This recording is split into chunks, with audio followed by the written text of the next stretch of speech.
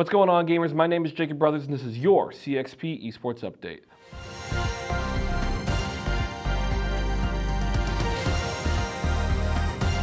Last week we touched on a surprise Black Ops 2 tournament that took place on the 15th and the 16th. Not only do we have the winner, but we have so much more. The Black Ops 2 Invitational was just one of several activities rolled up into a charity event called the Off Season, which was organized by Team Summertime and Optic Gaming.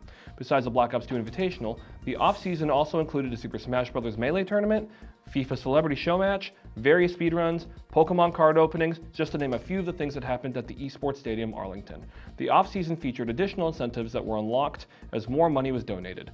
In total, the event raised $65,106.50 for the men's health and suicide awareness. For the Black Ops 2 Invitational, we saw Team Scump take on Team JCap. In a matchup for the ages, Team Scump won the $25,000 prize, proving that Scump truly is one of the greatest players to ever touch Call of Duty. Melee, the other big ticket tournament, saw AMSA defeat JMook. This is the second major that AMSA now has under his belt. JMook is ranked 3rd, while AMSA is ranked 6th out of the top 50 North American Melee players, but it was all smiles on the stage as Red Yoshi sent Sheik plummeting to her demise.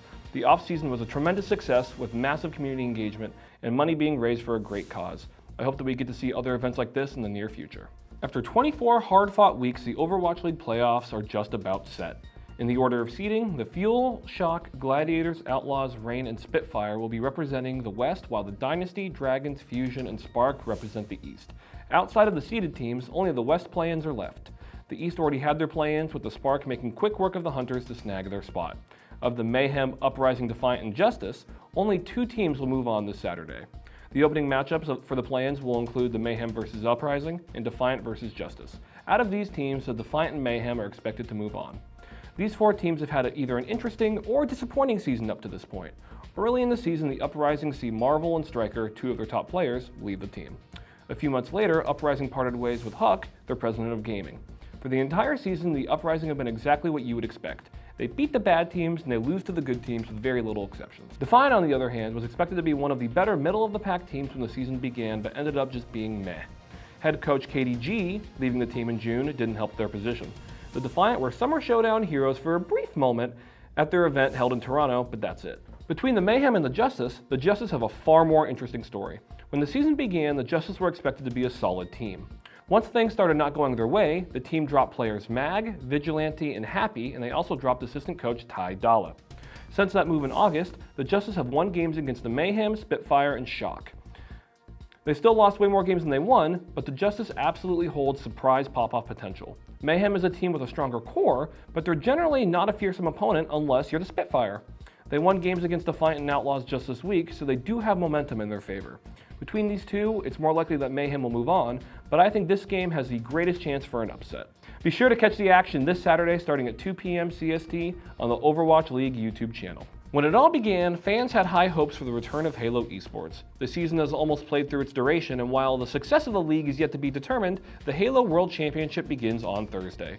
The format follows a play-in stage, group stage, and then a double elimination bracket where the winner gets the biggest chunk of a $1 million prize pool. The play-ins are made up of the top 2 teams from each region who didn't place top 12 in the last major. Of these teams, we have Fanatics, Complexity, Ascend, J-Lings, Space Station, Alter Esports, Chiefs Esports Club, and Divine Mind. The top 4 teams from the play-ins will then join the other 12 group stage teams. The 12 group stage teams were determined by their placement at the Orlando Major. I could go through all 4 groups for you right now, but here's an image instead. Going off of major placements alone, the top teams going into the championship are Optic Gaming, Cloud9, FaZe Clan, Sentinels, and E-United. Given the history of the majors this year, it's most likely that the grand finals will involve 2 of these teams. Cloud9 and Sentinels both have won a major and placed top 4 at all 3 majors. E-United, FaZe Clan, and Optic have placed top 4 in 2 majors, and Optic won the Orlando Major. This would make Group D the most competitive group with 2 of the top 5 performing teams. In Orlando, E-United placed just out of top 5 with G2 taking that spot, so momentum might not be in their favor. When it comes to momentum, Optic Gaming has all of it. In February, Optic swapped out I Got Your Pistola with Formal, and they haven't looked back ever since. In Orlando, they swept Oxygen, beat E-United 3-1, swept FaZe, and then beat Cloud9 in the championship 4-1. I think that this World Championship is going to be absolutely awesome. The top 5 teams have met so many times, and everyone has beaten everyone. The teams know each other. The fun will be taking place at the Washington State Convention Center in Seattle starting Thursday and will be running through Saturday. Catch the games in person or at twitch.tv/Halo. Easily the biggest story this week revolves around Caitlin Siragusa, otherwise known as Amouranth. The massively famous streamer revealed on October 16th not only that she had a husband, but that she was being abused by her husband. As she was showing the text, Amouranth went into detail of how she was being abused. Her husband told her to keep their marriage a secret for business reasons. He forced her to do more hot tub streams than she wanted. He had control of bank accounts and threatened to take away money, and threatened to kill her dogs, among several other things, while using ruthless language. After the internet caught fire and overwhelming support was voiced for the streamer, Amouranth later recorded a video where she stated that she is now free and that it's time for a new chapter of her career after taking a break to process. When it comes to video form gaming journalism, one group played the largest influence, G4. Back in 2002, G4 was a gaming TV network that featured a variety of different shows, and it was truly the first of its kind. G4 shut their doors in 2014, opened them again in November 2021, and after less than a year, G4 has shut their doors once again. I'm sure there's plenty of fingers to point in a situation like this, but in the words of Comcast Spectacor CEO Dave Scott, quote, "We worked hard to generate interest in G4, but viewership is low and the network has not achieved sustainable financial results," end quote. In months leading up to the closing of G4, President Russell Aaron left at the end of August. More than 20 crew members were laid off in September, as well as both Indiana Black and Kevin Pereira. While the downfall happened over several months, the shutdown was sudden. Various employees of G4 found out their job no longer existed by Twitter users breaking the news. I guess it goes to show that gaming journalism is a much more competitive space than it was back in 2002.